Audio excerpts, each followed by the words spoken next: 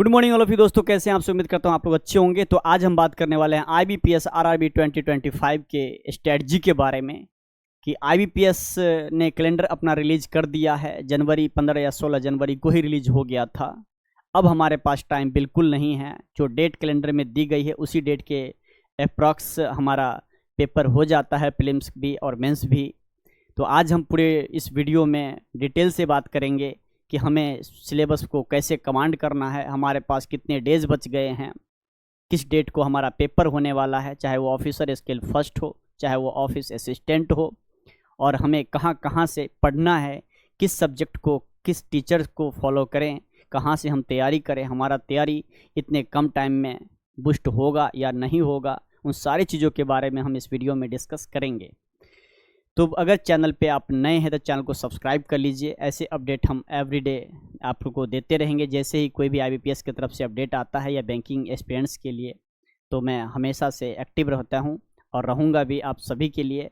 तो प्लीज़ आप चैनल को सब्सक्राइब करके ज़रूर रख लीजिएगा, और अगर वीडियो पसंद है तो अपने फ्रेंड सर्कल में शेयर ज़रूर कर दीजिएगा। तो चलिए आज हम बात करने वाले हैं IBPS RRB स्ट्रेटजी के बारे में, क्या होना चाहिए। दोस्तों, IBPS का एवरी ईयर 15 या 16 जनवरी को कैलेंडर रिलीज हो जाती है, सबको पता है। और वो जो डेट निकल के आता है अप्रॉक्स उसी डेट के एक दो दिन आगे पीछे या हो जाता है। वो टेंटेटिव डेट होता है, वो फिक्स कभी कभार फिक्स भी होता है, और वो डेट एक दो दिन आगे पीछे भी हो जाता है। ठीक है, तो हमें उसी डेट को लेकर के टारगेट करना है। तो अगर मैं बात करूं कि अभी से लेकर के आपके पास 100 दिन पूरे बच रहे हैं, यानी 27 जुलाई को RRB PO का पेपर है। यहीं पे मैंने मेंशन किया है, यहाँ आप देख सकते हो। ये हमारा RRB PO और क्लर्क। आप मंथ की बात कर लो यहाँ पे। अगर मैं मंथ की बात करता हूँ तो हमारे पास जुलाई में PO प्री का पेपर देखने को मिलता है। ठीक है, जुलाई यानी 27 जुलाई को PO प्री का पेपर देखने को मिल जाएगा। इसके बाद अगस्त में क्लर्क, 30 अगस्त को क्लर्क। ये जो PO प्री है उसका मेंस हमें 13 सितंबर को देखने को मिल रहा है। ठीक है, कैलेंडर के अकॉर्डिंग अगर मैं बात कर रहा हूँ तो 13 सितंबर को मेंस एग्जाम हो जाएगा RRB PO का, ऑफिसर स्केल फर्स्ट का। क्लियर है। अब अगस्त यानी 30 अगस्त को, 30 अगस्त को CL यानी ऑफिस असिस्टेंट क्लर्क का प्री होगा। उसी का क्लर्क का प्री, तो उसका मेंस हमारे पास कब आ रहा है, यानी कि नवंबर महीने में 9 तारीख को उसका डेट आउट किया गया है कैलेंडर में कि हम आपका मेंस ले लेंगे। ठीक है, और रिजल्ट तो सबको पता ही है कि रिजल्ट देने में ये बहुत ही बहादुर हैं। एवरी ईयर यानी कि न्यू ईयर पे ये रिजल्ट दे देते हैं। तो ये PO प्री और क्लर्क प्री, PO मेंस और क्लर्क मेंस, दोनों का डेट कैलेंडर के अकॉर्डिंग मैंने रखा हुआ है। ठीक है, और सारा डिटेल मैंने क्यों लिखा है वो भी अभी मैं पूरे वीडियोज़ को ध्यान से सुनिएगा तो सारा क्लियर हो जाएगा अभी। अब मैं यहाँ बात करूँ हमारे पास टोटल डेज कितने बच रहे हैं। टोटल डेज हमारे पास 100 है, यानी 100 दिन बच रहे हैं। आज हमारा 22 अप्रैल हो गया, 22 अप्रैल, 8-9 दिन इधर बच रहे हैं आपके, और मई जून 2 महीने वो हो गए, और जुलाई यानी 27 जुलाई को 3 महीना 90 दिन, और ये हमारे पास ये 9 दिन, यानी कि टोटल हमारे पास 100 दिन बच रहे हैं। 100 डेज लेफ्ट है हमारे पास। अब इसके सेक्शन प्रीलिम्स RRB का, चाहे PO हो चाहे वो क्लर्क हो, दोनों में जो प्री लेवल का जो एग्ज़ाम होता है, जब भी आपका ऑफिसर स्केल फर्स्ट का जो प्री आप देने जाओगे, उसमें 2 सेक्शन आपको देखने को मिलेगा। एक हमारा क्वांट सेक्शन होता है, दूसरा हमारा रीजनिंग सेक्शन होता है, तीसरा इंग्लिश हिंदी हमारे प्रीलिम्स में नहीं पूछे जाते हैं, जैसे SBI में आपने देखा था या IBPS में आपने देखा है। वैसे RRB जो है, RRB में केवल 2 ही सब्जेक्ट से प्रीलिम्स लिया जाता है। टोटल क्वेश्चंस हमारे पास 80 होता है, 80 क्वेश्चंस होते हैं। उस 80 क्वेश्चंस में 40 हमारे क्वांट से और 40 हमारे रीजनिंग से होते हैं। ठीक है, अब उस 40 में रीजनिंग के लिए 25 मिनट का टाइम इस बार फिक्स कर दिया गया है। PO हो या क्लर्क, मैं दोनों की बात कर रहा हूँ, दोनों में सेम ही होता है। कोई भी स्टूडेंट ये कन्फ्यूजन में मत रहिएगा कि PO के लिए 2 सेक्शन और क्लर्क के लिए कोई और सेक्शन मिलेगा। जी नहीं, PO और क्लर्क दोनों में सेम, सब कुछ सेम मिलेगा आपको। ठीक है, बस लेवल का फ़र्क रहता है। अब यहाँ पे क्वांट के लिए आपको कितना मिनट का टाइम दिया गया है, ज़रा ध्यान से देखिए। क्वांट के लिए 20 मिनट का टाइम रखा गया है, और उसी पर बात करूं मैं तो रीजनिंग के लिए हमारे पास 25 मिनट सेक्शनल टाइमिंग रखी गई है। टोटल टाइमिंग मिला करके हमारे पास कितना होता है 45 मिनट। ठीक है, कितने 45 मिनट का टाइम मिलता है। 45 मिनट के अंदर आपको 80 क्वेश्चंस देखने को मिलेगा, 40 क्वांट से और 40 हमारा रीजनिंग से।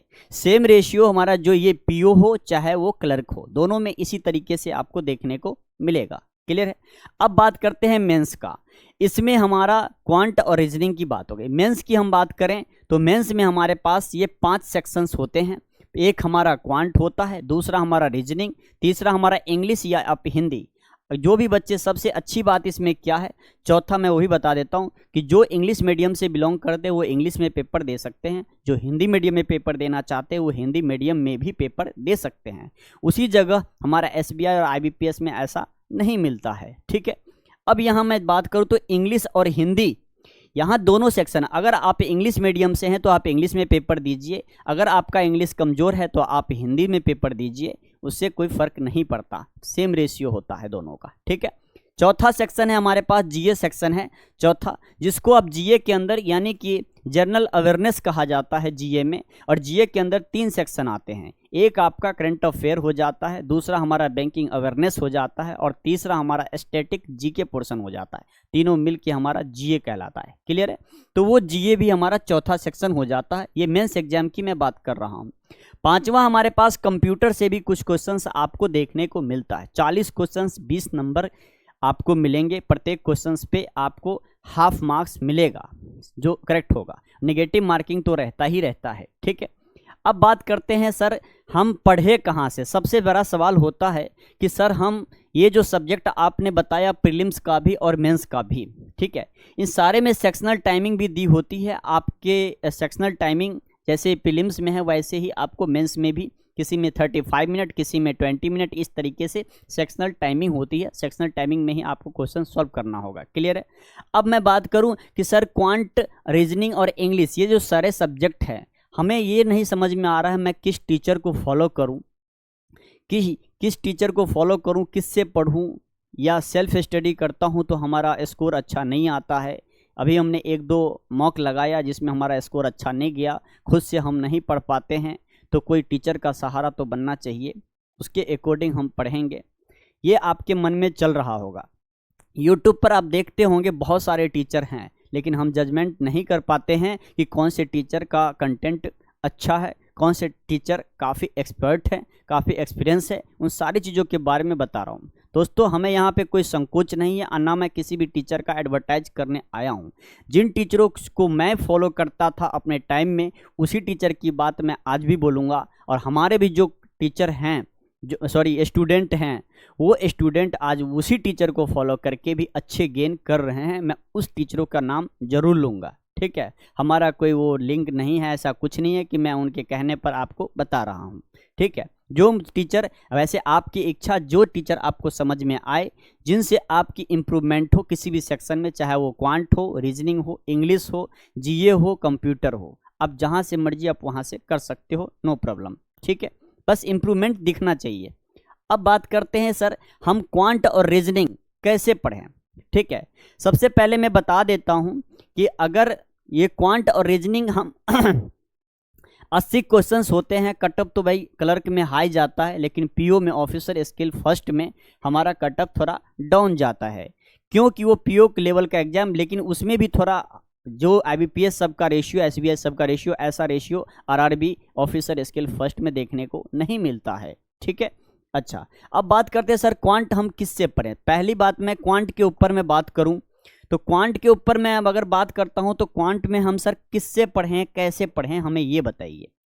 क्वांट की मैं बात अगर कर लेता हूं, क्वांट का मतलब मैथमेटिक्स सेक्शन आपका। ठीक है, पूरे वीडियोस को ध्यान से सुनिएगा, सारा चीज़ मैं बताऊंगा इसी वीडियो के अंदर। ठीक है, अब ये है क्वांट सर मैथमेटिक्स। देखिए हमारे पास तो टाइम नहीं होता है, वैसे मैं भी पढ़ाता हूँ मैथमेटिक्स, ऑफलाइन सेंटर में भी पढ़ाता हूँ, दूसरे इंस्टीट्यूशंस में पढ़ाता हूँ ऑफलाइन में। तो ऑनलाइन के लिए हमारे पास बैच अभी फ़िलहाल अवेलेबल नहीं है, नहीं तो मैं क्वांट में ही पढ़ाता। लेकिन फिर भी मैं एक आइडिया दे देता हूँ कहाँ से आपको पढ़ना है।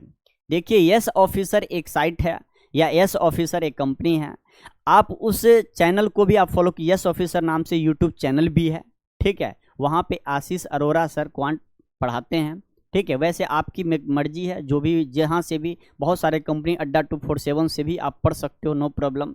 ठीक है, जो टीचर आपको अच्छा समझा दे, वो अवनीत सर मैथ पढ़ाते हैं वहाँ पे। इसके बाद अवनीत कहता हूँ, नवनीत सर हैं वो पढ़ाते हैं। ठीक है, और एक टीचर हैं, वो जो भी हैं आप देख लीजिएगा, जिनका कंटेंट आपको अच्छा लगे कि हमें इन टीचरों से इम्प्रूवमेंट है। क्योंकि टाइम वेस्ट नहीं करना, आपके पास बस 3 महीने का टाइम है, तो मेरे मुंह में बस उसी टीचर का मैं नाम लूँगा जिससे आपका इम्प्रूवमेंट देखने को मिल जाएगा। तो मैथ के लिए अगर रामबाण समझते हो तो मैं समझता हूँ आशीष अरोरा सर, आप उनको फॉलो कीजिए। यस ऑफिसर यूट्यूब चैनल पे भी फॉलो कीजिए, वहीं से आपको सब कुछ देखने को मिल जाएगा।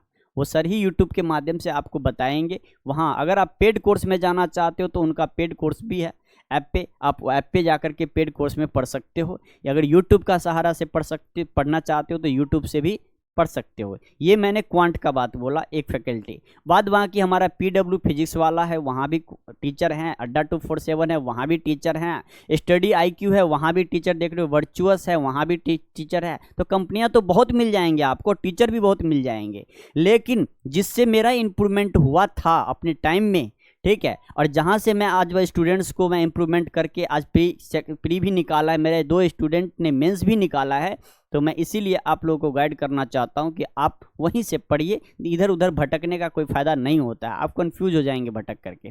ठीक है, क्योंकि बैंकिंग का कंटेंट में आजकल ऐसा देखने को मिल रहा है जो आप खुद से कंफ्यूज हो सकते हो। ठीक है, इसलिए जो रास्ता मैं आपको दिखा रहा हूँ उस रास्ता को आप फॉलो कीजिए, उस गाइडेंस को आप फॉलो कीजिए। तो क्वांट के लिए Ashish Arora sir is the best faculty of India, number 1, right, ये ध्यान रखिएगा। दूसरी बात, अब मैं बात करूँ, ये तो हमारा हो गया सर, क्वांट के बारे में आपने बता दिया।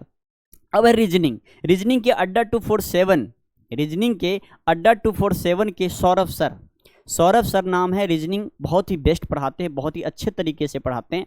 आप अड्डा 247 यूट्यूब चैनल भी है, आप वहाँ पे सौरभ सर टाइप कीजिएगा, आपको देखने को मिल जाएगा। उनका भी पेड कोर्स अड्डा 247 पे बहुत सारे कोर्सेज ऐप पर आपको देखने को मिल जाएगा। अड्डा 247 ऐप को डाउनलोड करके देख लीजिएगा, वहाँ आप पेड कोर्स में लेना चाहते हो तो ले सकते हो। उनसे बेटर आपके लिए रीजनिंग के लिए और भी टीचर है, पर मैं जिनका नाम ले रहा हूँ जहाँ से बहुत ही ज़्यादा बेनिफिट आपको देखने को मिलेगा, उन टीचर को आप जरूर फॉलो कीजिएगा। ठीक है, तो रीजनिंग के लिए हमारा सौरभ सर हो गए। ठीक है, अच्छा, अब इंग्लिश की मैं बात करूं, इंग्लिश और हिंदी। ठीक है, तो हिंदी के लिए यस ऑफिसर का मैंने नाम लिया था, उसी एस ऑफिसर पे जाइएगा आप, तो जहां से क्वांट आप पढ़ते हो आशीष अरोरा सर, वहीं पे आपको एक मैडम है जिनका नाम है निमिषा बंसल मैम। इंग्लिश आपकी इंप्रूवमेंट वहीं से होगी और बहुत ही नंबर 1 के टीचर है भाई, यकीन मारो। मेरी भी जो इंग्लिश इंप्रूवमेंट हुई थी अपने टाइम पे, तो मैं उसी मैडम से पढ़ा था।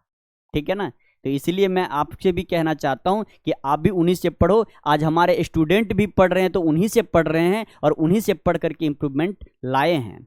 तो इसीलिए आप इंग्लिश के लिए निमिषा बंसल मैम को आप फॉलो कीजिए, सबसे बेटर है। इधर उधर भटकने की जरूरत नहीं है। उनका एक पेड कोर्स है परफेक्शन बैच करके है, पेड कोर्स में भी जाइए, परफेक्शन बैच को परचेज कीजिए। उस पेड कोर्स में जरूर पढ़िएगा, क्योंकि जितना कंटेंट मैडम पेड कोर्स में दे रही हैं उतना कंटेंट आपको यूट्यूब पे इधर उधर नहीं मिलेगा। ठीक है ना, तो इसलिए पेड कोर्स जरूर लीजिएगा निमिषा बंसल मैम का। ये इंग्लिश के लिए रामबाण है। और हिंदी जी आपके रह गए अब हिंदी मीडियम वाले स्टूडेंट जो हिंदी में देना चाहते हैं, हिंदी पढ़ना चाहते हैं इंग्लिश के जगह पे, तो वो स्टूडेंट को मैं कहना चाहूँगा कि कोई भी टीचर हिंदी वाले जो हैं स्पेशलिस्ट अड्डा 247 पे चले जाइएगा, वहाँ हिंदी की क्लासेस बहुत अच्छे आए हैं। एक टीचर है, मैं नाम भूल रहा हूँ, सर्च कर लीजिएगा, उन टीचर से आप हिंदी प्रिपेयर कीजिए। ठीक है, बढ़िया से। अब ये जीए सेक्शन की बात रहते हैं। जीए सेक्शन कहाँ से पढ़े सर? अड्डा 247 के फैकल्टी नंबर 1 फैकल्टी आशीष गौतम सर। ठीक है, अड्डा 247 के ही आशीष गौतम सर हैं। ठीक है, इसके बाद एक फैकल्टी हमारे क्या कहते हैं बैंकर्स वे बाय अनअकैडमी करके हैं। ठीक है ना, एबीपी टीम जिसमें अभिजीत सर हैं। ठीक है, वो भी जीए बहुत ही बेस्ट पढ़ाते हैं। ठीक है, आप अभिजीत सर को भी फॉलो कर सकते हो, या आप अड्डा 247 के आशीष गौतम सर को फॉलो करो। और जीए के लिए हमेशा मैं कहूँगा 2 फैकल्टी को फॉलो करना, एक फैकल्टी से काम नहीं चलता है।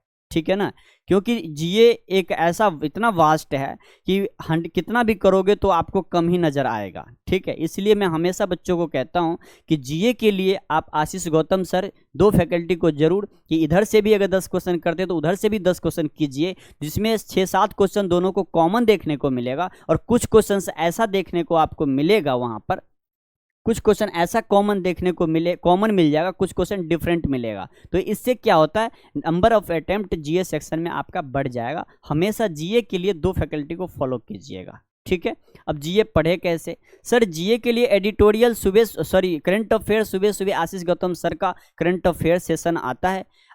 कब? मॉर्निंग में 7 बजे या 8 बजे। अभी फिलहाल बंद है। ठीक है, अभी सर का तबीयत खराब हो गया है बीच में, तो उनका क्लास अभी शायद नहीं चल रही है, लेकिन स्टार्ट हो जाएगा 2-4 दिन में। सर जब सही हो जाएंगे तो ठीक है स्टार्ट कर देंगे। तो मॉर्निंग शो में आप देखिएगा करंट अफेयर।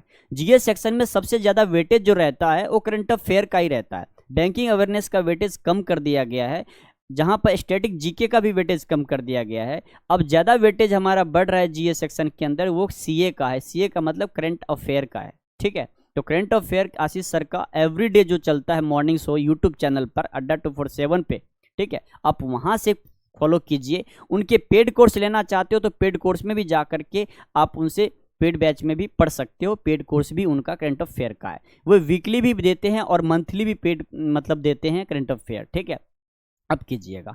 अब बात करते हैं सर मैक्सिमम हमारा कब तक का जीए पढ़ें, कितने दिन का जीए पढ़े। ये मैं इसीलिए लिखा हुआ था, जनवरी से लेकर दिसंबर तक का जो मैंने मंथ रखा है यहाँ पे, तो ये जनवरी में देख लीजिए हमारे पास कितने पूरे हैं। अब मैं कहता हूँ मिनिमम 6 मंथ का तो भाई आपने पढ़ना ही पढ़ना है। तो फर्स्ट जिस दिन आपका मेंस का पेपर होगा, सपोज दैट पीओ प्री, यहाँ पे प्री का पेपर, प्री में तो मेंस जीए सेक्शन नहीं आएगा, आएगा तो मेंस में आएगा।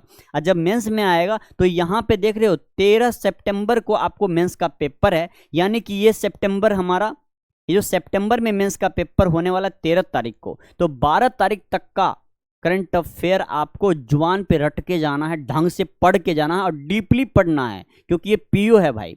क्लर्क में थोड़ा चल भी जाएगा लेकिन पीओ में नहीं चलेगा, याद रखिएगा। पूरा डीपली पढ़ना। आजकल वैसे भी डिफिकल्ट क्वेश्चंस, इतने डाटा लेवल के क्वेश्चंस आ जा रहे हैं जीए सेक्शंस में, बच्चे कंफ्यूज हो जा रहे हैं। ठीक है, चलिए अब इससे पहले आपको काउंट करना है कि 1 2 3 4 5 6। अब यहां से मैं देख रहा हूं कि हमारे 6 मंथ हो गए, 6 मंथ हो गए। ये जो इसके नियरेस्ट जो हमारे पास ये जो 6 मंथ है, यानी कि जून जुलाई और अगस्त, जून जुलाई अगस्त, ये 3 महीने को तो इतने अच्छे ढंग से कर लेना है कि कोई भी क्वेश्चन आए तो हमसे सॉल्व हो जाना चाहिए जीए सेक्शन सीए के अंदर, करंट अफेयर के अंदर। ठीक है, अच्छा, फिर इसके बाद आप इस मार्च अप्रैल और मई वाला मंथ को कवर करना है। ये 3 मंथ ये हो गया और 3 मंथ ये हो गया, यानी 6 मंथ के करंट अफेयर को बढ़िया से कर लेना है। फिर अब आपके पास टाइम बचता है, तब आपको फरवरी और जनवरी में जाना है। ठीक है, फिर और ये चीज अब यहां देखिए, इसके बाद से आपने इतना कर लिया। अब जब क्लर्क का नवंबर में आपका मेंस होगा यहां पे, तो 2 महीने आपको ये भी बढ़ जाएगा, तो 6 आपको करा रहेगा और 2 8 महीने हो गए। 2 आप करते रहोगे। करंट अफेयर तो रोज पढ़ना पड़ेगा आपको, ऐसा नहीं है कि एक दिन पढ़ के छोड़ दोगे फिर भूल जाओगे आप। ठीक है, तो सितंबर और अक्टूबर में भी आपको करंट अफेयर ढंग से पढ़ना पड़ेगा, तब आप 9 तारीख को मेंस में, यानी कि 8 नवंबर तक का करंट अफेयर पढ़ना आपको। ठीक है, 8 नवंबर तक के करंट अफेयर पढ़ के जाना है और 100% देखना, मेरा बात सच निकलेगा। ठीक है, अच्छा, ये करंट अफेयर का मैं बात बता रहा हूं।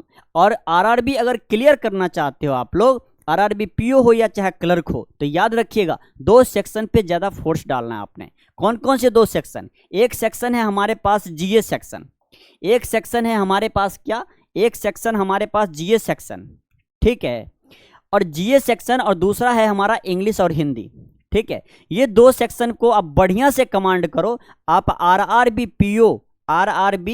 पीओ हो, ठीक है, चाहे आरआरबी क्लर्क हो। ठीक है, आरआरबी पीओ हो चाहे आरआरबी क्लर्क हो, दोनों के लिए इंग्लिश को इतना बूस्ट कर लीजिए और जीए सेक्शन को इतना बूस्ट कर लीजिए कि इधर क्वांट और रीजनिंग अगर कितना भी डिफिकल्ट आ जाए ना, चाहे वो पीओ हो चाहे क्लर्क हो, ठीक है, तो ये मार्क्स हमारा वहां पे जाके कवर कर ले क्वांट और रीजनिंग के अंदर। और मुझे पता है आरआरबी पीओ में रीजनिंग भी टफ आता है और क्वांट भी टफ आता है भाई।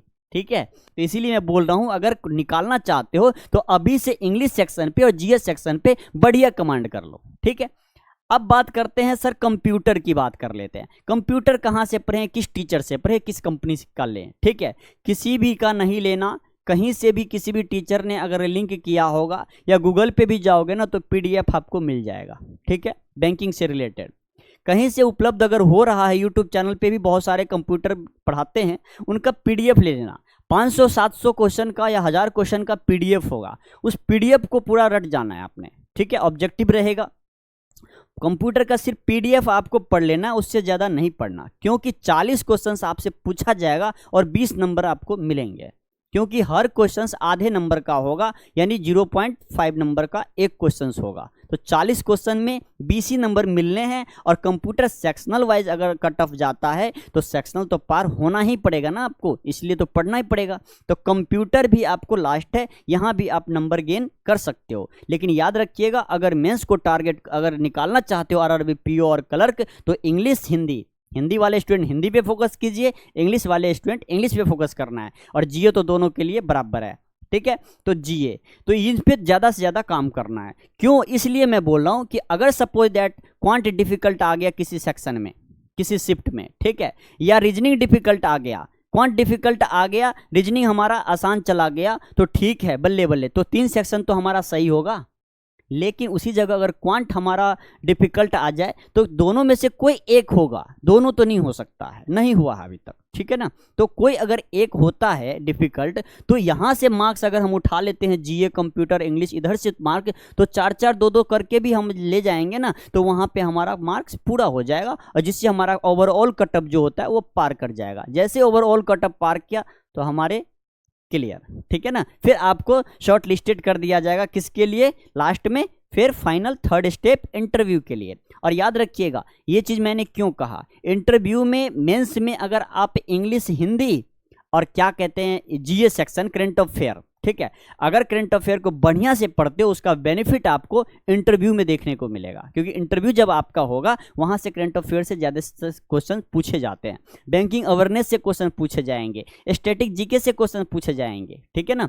तो ये जीएस सेक्शन 2 जगह आपको काम आएगा, कहाँ कहाँ, एक मेंस में तो काम आया ही आया, और वही पढ़ा हुआ काम आपको इंटरव्यू में भी आ गया, ठीक है। इसलिए मैं कहता हूँ अभी से लग जाइएगा, पर डे, समझ गए, मैथ छूट जाए जो छूट जाए, रीजनिंग छूट जाए एक आध दिन, लेकिन हमेशा की बात नहीं कर रहा हूँ, एक आध दिन, ठीक है, लेकिन करंट अफेयर एवरी डे का करना है, छोड़ना नहीं, और डीपली पढ़ना है, क्योंकि जब आपका इंटरव्यू होगा तो डीपली आपको पूछा जाएगा। वैसे मेंस में भी RRB PO officer skill first का जब आपका पेपर होगा उसमें भी आपको डीपली पूछा जाएगा, ठीक है। क्लर्क में थोड़ा बहुत चल भी जाएगा। वैसे एसबीआई क्लर्क का जो जीए देखने को मिले कितना टफ आया है पता है, पूरा डाटा लेवल के क्वेश्चंस भर दिया है, क्या पता उसी का कॉपी कर दे आरआरबी भी, कुछ कह नहीं सकते ना हम, इसीलिए उसको डीपली पढ़ना है आपको, ठीक है।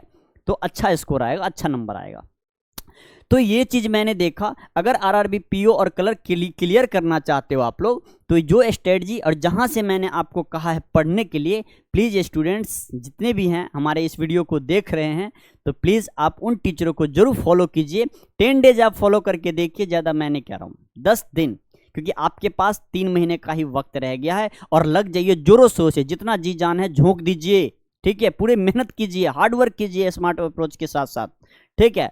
और देखिएगा 3 महीने के अंदर अंदर आप आराम से आरआरबी पीओ और आरआरबी क्लर्क क्वालिफाई कर लेंगे। बहुत बेहतरीन जॉब है, और इसका जो फाइनल रिजल्ट आता है मेरे भाई, वो उसका भी डेट फिक्स है। आरआरबी आईबीपीएस आरआरबी का जब रिजल्ट आता है, जो न्यू ईयर पे आता है, न्यू ईयर के दिन ही मॉर्निंग में रिजल्ट आपका आ जाता है, ठीक है। फिर न्यू ईयर की पार्टी आप करने जाओगे, ठीक है ना, इसलिए बहुत अच्छा दिन है जिस दिन आपका रिजल्ट आता है, ठीक है। तो ये जो डेट मैंने लिखा है ये चीज़। अब बात करते हैं लास्ट हमारा mock test. Sir mock test हम किसका दें किसका ना दें हमें समझ में नहीं आता है, ठीक है ना। सर क्या हम अभी स्टार्टिंग में फर्स्ट टाइम प्रिपरेशन कर रहे हैं, सर हम 2 साल से कर रहे हैं, मॉक में टेस्ट में नंबर नहीं उठ रहा है, ठीक है, नंबर हमारा गेम नहीं हो रहा है, कितना भी प्रैक्टिस करते हैं, मॉक टेस्ट ओपन करते हैं, लेकिन हम वहाँ पे कर नहीं पाते हैं, ठीक है ना, हमारा स्कोर नहीं जा रहा आगे, परसेंटाइल नहीं जा रहा, हमारा एक्यूरेसी मेंटेन नहीं हो रहा, ठीक है। तो इसका एक्यूरेसी मेंटेन नहीं होने का मतलब एक ही होता है कि आपका कंसेप्ट क्लियर नहीं है। आप जाइए दोबारा उस सब्जेक्ट पे हार्डवर्क कीजिए, आप उस सब्जेक्ट को बढ़िया से स्टडी कीजिए, तभी जाके एक्यूरेसी मेंटेन होगा। और स्पीड और एक्यूरेसी दो का गेम होता है भाई आरआरबी एग्जाम में, याद रखिएगा। आरआरबी स्पीड के लिए ही जाना गया है, क्योंकि लेवल जो होता है सबसे फोर्थ में लेवल आता है इसका, लेकिन स्पीड लेवल आता है। तो आरआरबी कलर का पता है, एक स्टेट है जिसका 78 पॉइंट कुछ कट ऑफ गया था आउट ऑफ 80 में से, याद रखिएगा। यानी 80 में से 78 प्लस कट ऑफ जाता है आरआरबी कलर का, ठीक है। तो आप सोच सकते हो कि इसका 80 में से 78 प्लस कट ऑफ जाता है, तो इसका लेवल अगर आसान है तो कट ऑफ भी हाई जाता है ना। इसीलिए मैं कहता हूं कि प्रिपरेशन ढंग से करना पड़ेगा अगर आरआरबी क्वालिफाई करना है, और इसमें अच्छी स्पीड की जरूरत होती है। तो हमेशा स्मार्ट अप्रोच को फॉलो करना, लेंदी अप्रोच को फॉलो बिल्कुल मत करना। जिस क्वेश्चन में टाइम लगे उस क्वेश्चन को स्किप करना है, ये भी ध्यान रखना है, ठीक है। अच्छा, mock test sir, mock test आप पहले तो किसी एक कंपनी का लगाइए। वैसे मैं मॉक टेस्ट कहूँगा 2 कंपनी का फॉलो कीजिए, ठीक है। वैसे आप करना चाहते हो 2 के अलावा, सपोज दैट एक अड्डा 247 हो गया, उसका लगा लीजिए। दूसरा आपका क्या कहते हैं स्मार्ट कीड़ा हो गया, उसका लगा लीजिए। प्रैक्टिस मॉक हो गया, उसका लगा लीजिए। टेक्स्ट बुक हो गया, उसका लगा लीजिए, ठीक है। ये मैंने नाम ले रहा हूँ कंपनी का, सबका नहीं लेना है। पहले आप किसी एक कंपनी का ले लीजिए। अगर आप फ्रेशर हैं, फर्स्ट टाइम आए हैं, आरआरबी की तैयारी कर रहे हैं, तो पहले एक लगा के देखिए, ठीक है। इससे आपको पता चल जाएगा, कुछ आइडिया लग जाएगा, उसके अनुसार आप प्रिपरेशन स्टार्ट कीजिए, ठीक है। स्टार्ट कीजिए, और हफ्ते में याद रखिएगा प्रीलिम्स वाला जो है, मैं प्रीलिम्स की बात कर रहा हूँ। जैसे आपका 50% सिलेबस कवर हो जा रहा है, तो हफ्ते में 2 मॉक आप लगाइए। हफ्ते में 2 मॉक मैं कह रहा हूँ लगाने के लिए प्रीलिम्स का, ठीक है। और 1 मॉक मैं कहूँगा पीओ को लगाने के लिए। 1 mock RRB PO, sorry 2 mock PO का, 2 मॉक कलर का, ठीक है, प्रीलिम्स लेवल का, ठीक है, नॉट मेंस लेवल। जब प्रीलिम्स में आपको लगा कि हमारे पास 60% प्लस नंबर आ रहा है, तब आप क्या कीजिए, हफ्ते में 1 मेंस का लगा लीजिए। एवरी वीक की मैं बात कर रहा हूँ। जैसे आपकी स्पीड थोड़ी थोड़ी बढ़ने लग गई, तो जैसे आपको लगा कि हमें लाना है 70, अगर सपोज आउट ऑफ 80 में 70 अगर हमें लाना है, या 60 हमें लाना है, आरआरबी पीओ का अगर हम मॉक लगाएं या टारगेट करें, तो अगर 60 हमारा आ रहा है तो समझ के चलिए 55 आ रहा है, तो आपका प्रिपरेशन बहुत अच्छा हो गया है। तो आप हफ्ते में 2 भी मेंस लगा सकते हो, ठीक है, 2 भी तब लगा सकते हो। वैसे आपके ऊपर डिपेंड करता है कि आप कितना हार्ड वर्क कर रहे हो, कितना आपका प्रैक्टिस हो गया है, वो आपके ऊपर डिपेंड करता है। मेरे कहने से या किसी भी टीचर के कहने से मैं कह दूंगा कि रोज़ मॉक लगाओ, रोज़ मॉक लगाओ, मॉक आपका ख़राब हो जाएगा, स्कोर उठेगा ही नहीं, क्योंकि आपकी तैयारी अच्छी है ही नहीं, तो मॉक लगाने का क्या फ़ायदा। तो मैं स्टूडेंट को इसीलिए बोलता हूँ कि मॉक लगाने से पहले अपने प्रिपरेशन को बूस्ट कीजिए सबसे पहले, तब मॉक तो इसलिए होता है कि आप अपने आप को टेस्ट करो, कि आप अपने आप को टेस्ट ये करते हैं कि हमने जो इतने 80 क्वेश्चंस को उठाया, चाहे आप सेक्शनल वाले में 40 क्वेश्चंस रहते हैं, और ओवरऑल फुल लेंथ वाले जो मॉक होते हैं उसमें 80 क्वेश्चंस रहेंगे आरआरबी के, चाहे वो पीओ हो चाहे क्लर्क हो, ठीक है। अब उसमें से आप देखो कि 80 में से हमारे कितने क्वेश्चंस अटेम्प्ट हो रहे हैं। अगर 50 से ऊपर जा रहा है पीओ में, तो समझ लो कि हमारा तैयारी बहुत ही अच्छा जा रहा है, ठीक है। 80 में से 50 प्लस अगर आपका जा रहा है स्कोर, समझो कि ऑफिसर स्किल फर्स्ट का यानी पीओ का आपका प्रिपरेशन बहुत अच्छा जा रहा है। और क्लर्क में अगर 60 प्लस जा रहा है तो समझो कि अच्छा जा रहा है, ठीक है। तो ये हमेशा से मैं हर एक स्टूडेंट्स को यही कहूँगा कि आप मॉक डिफ़िकल्ट देख करके याद रखिएगा कि आप ये मत कहिए कि मॉक डिफ़िकल्ट है, नंबर कम और डिप्रेशन में मत आ जाइएगा सोचते सोचते, क्योंकि मॉक डिफ़िकल्ट होता ही है।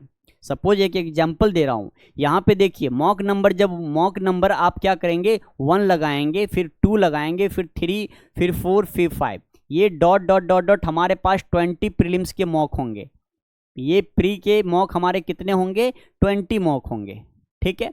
आप एक नंबर 1 पे लगाओगे तो थोड़ा इजी लगेगा, फिर उससे थोड़ा डिफिकल्ट आएगा, फिर उससे भी डिफिकल्ट आएगा तीसरा मॉक, फिर उससे भी डिफिकल्ट आएगा चौथा मॉक, फिर उससे भी डिफिकल्ट आएगा 5वां मॉक, ठीक है। तो जैसे ही आप मॉक देते जाओगे, आगे की ओर बढ़ते जाओगे, तो आपका नंबर भी कम होता चला जाएगा। तो आप टेंशन में आ जाओगे कि यार जब मैं आगे बढ़ रहा हूँ तो हमारा मॉक स्पीड होना चाहिए, नंबर बढ़ना चाहिए, और बीच में ऐसे भी 6ठा 7वां मॉक फिर से ऐसा मिल जाएगा कि नंबर उठा देगा आपको, ठीक है। वहाँ पे बच्चे कंफ्यूज हो जाते हैं कि मॉक हम दे रहे हैं, 5वां 6ठा लगा रहे हैं, बढ़ने के सिवाय हमारा मॉक घट रहा है। घट इसलिए रहा है कि जो इस 5वां 6ठा 7वां मॉक में वो क्वेश्चंस का जो लेवल है वो वेरी डिफिकल्ट है, वो बहुत ही डिफिकल्ट है।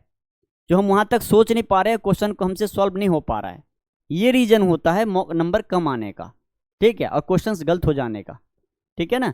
तो ये चीज़ समझिएगा सबसे पहले। तो आप इसमें टेंशन नहीं लेना है, आप जिस मॉक में आप कर लेते हैं उस मॉक को फिर क्या करना है, मॉक देने के बाद उसी वक्त उसी टाइम आपको एनालाइज करना है, देखना है कि 80 क्वेश्चंस में आपसे 40 क्वेश्चंस हुआ है, ठीक है, आप टेंशन में आ गए। जो आपके 40 क्वेश्चंस नहीं हुए हैं वो क्यों नहीं हुए, जिस क्वेश्चन में आपने इनकरेक्ट किया है यानी गलत हुआ है आपका क्वेश्चन, वो गलत क्यों हुआ, कहाँ पर कंसेप्ट हमसे कमी रह गई, उसको आपको देखना है, समझना है एक एक करके। आप देखना अगला जो कल का मॉक दोगे फिर उसका अगला नेक्स्ट दोगे, उसमें आपको पता चल जाएगा, फिर उसी से रिलेटेड आपको क्वेश्चन देखने को मिलेगा।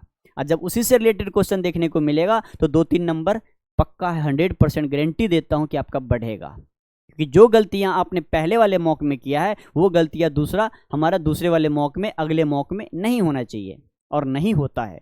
आप यूज करके देखिए जो मैं बता रहा हूं, ठीक है।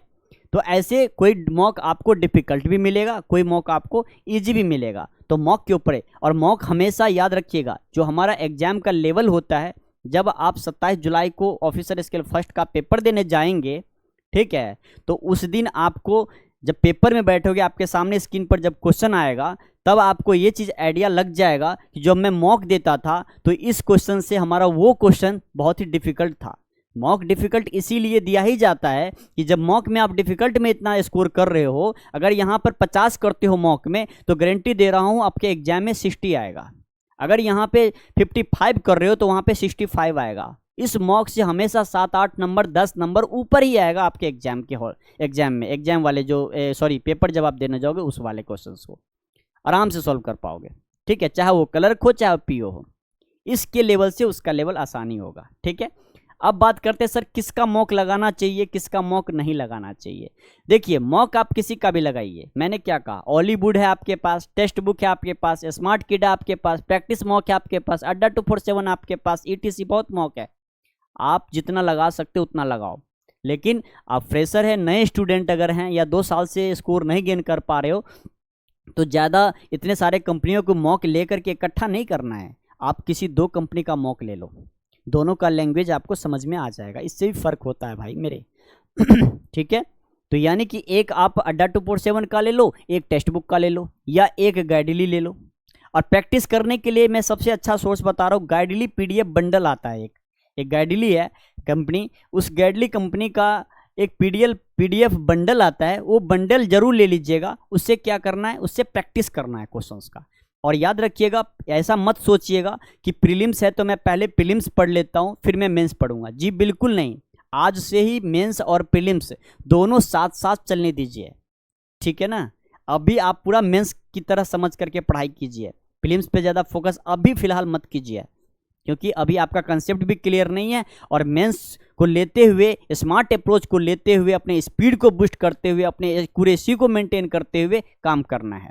ऐसा नहीं सोचना कि प्रीलिम्स जुलाई में देंगे, खत्म हो जाएगा, फिर 1-1.5 महीने का टाइम है उसमें मेंस पढ़ लेंगे, बिल्कुल नहीं निकलेगा, गारंटी देता हूँ नहीं निकलेगा। 1 महीने मेंस पढ़ने से नहीं निकलने वाला, ठीक है। प्रीलिम्स का लेवल कुछ अलग होता है मेरे भाई, और मेंस का लेवल कुछ अलग होता है। मेंस में एक भी क्वेश्चन आप सॉल्व नहीं कर पाओगे, रियलिटी है। आप एक भी क्वांट अगर मेंस का आएगा ना, वहाँ के एक भी DI सॉल्व नहीं कर पाओगे आप, ऐसे ऐसे DI आ रहे हैं आजकल, ठीक है ना। इसीलिए अभी से मेंस की प्रैक्टिस कीजिए, अभी से प्रीलिम्स की प्रैक्टिस कीजिए, ठीक है। दोनों मैंने क्या कहा, हफ्ते में आप 2 प्रीलिम्स क्लर्क के लिए और 2 प्रीलिम्स PO के लिए, यानी 4 मॉक हुआ आपके पास। और उसका एनालिसिस भी करना है भाई, 1 घंटा अगर मॉक देने में जाएगा प्रीलिम्स का, तो 1 घंटा आपको एनालिसिस करने में भी आप ले लोगे टाइम, पता है। वैसे आपके ऊपर डिपेंड करता है आपका माइंड कितना काम कर रहा है, आप आधे घंटे में भी कंप्लीट कर सकते हो, ठीक है। तो यही सारी चीज़ें मैं डिस्कस करने आया हूँ। तो आप मॉक जरूर दें, लेकिन 2 PO 2 क्लर्क एवरी वीक। अगर you are fresher, first time कर रहे हैं या 2 साल से लगे हुए हैं, आपका स्कोर नहीं बढ़ रहा है, तब की मैं बात कर रहा हूँ। लेकिन पूरा जी जान झोंक दीजिए मैथ, क्वांट, GA के ऊपर। और कंप्यूटर सेक्शन तो आप मेंस में जरूरत होती है, प्रीलिम्स में तो जरूरत है ही नहीं कंप्यूटर की, वो आप प्रीलिम्स के बाद भी पढ़ोगे तो निकल जाएगा। 5 दिन पढ़ लो कंप्यूटर सेक्शन, तो 5 दिन में आप वहीं से क्वेश्चन देखने को मिल जाएगा, गारंटी देता हूँ। बस PDF को फॉलो करना है, किसी टीचर को क्लास वीडियो नहीं देखना, मत देखना, बिल्कुल नहीं देखना, उससे कोई बेनिफिट नहीं होगा। ठीक है, हमें वहाँ पे पूछा नहीं जाएगा इंटरव्यू में, ठीक है ना, याद रखिएगा। जो पूछेगा जीए करंट अफेयर से पूछता है। ठीक है, तो सारे बच्चे अगर इस वीडियो को पसंद आ रहा है, वीडियो को पूरा देख रहे हो, तो आपसे एक छोटा सा रिक्वेस्ट करूंगा, फटाफट सब चैनल को सब्सक्राइब कर लीजिए और अपने फ्रेंड सर्कल में शेयर जरूर कर दीजिएगा। वीडियो पसंद आए तो लाइक कर दीजिएगा। ऐसी वीडियो हम आप सबके लिए बनाते रहेंगे। और फिर हम कल लेकर के आ रहे हैं कुछ एसबीआई के बारे में, कि उनका जो एसबीआई क्लर्क हमारा दे चुके हैं, यानी कि 10 और 12 अप्रैल को, इस बच्चे जिनको लगता है कि हमारा 100% मेंस निकल जाएगा, उन स्टूडेंट्स के लिए मैं वीडियो कल लेकर के आऊँगा कि क्या क्या डॉक्यूमेंट रिक्वायर्ड है वहाँ पर, क्या क्या डॉक्यूमेंट अभी से आपको तैयार करके रखना है। और मेडिकल के बारे में भी मैं वीडियो बना करके लाऊंगा, आप सब तक पहुंचाऊंगा। टेंशन मत लीजिए, ऐसे अपडेट मैं आप तक देता रहूँगा। तो अगर अच्छा लगा तो लाइक जरूर कीजिएगा, शेयर करना मत भूलिएगा। Thank you for watching, thank you.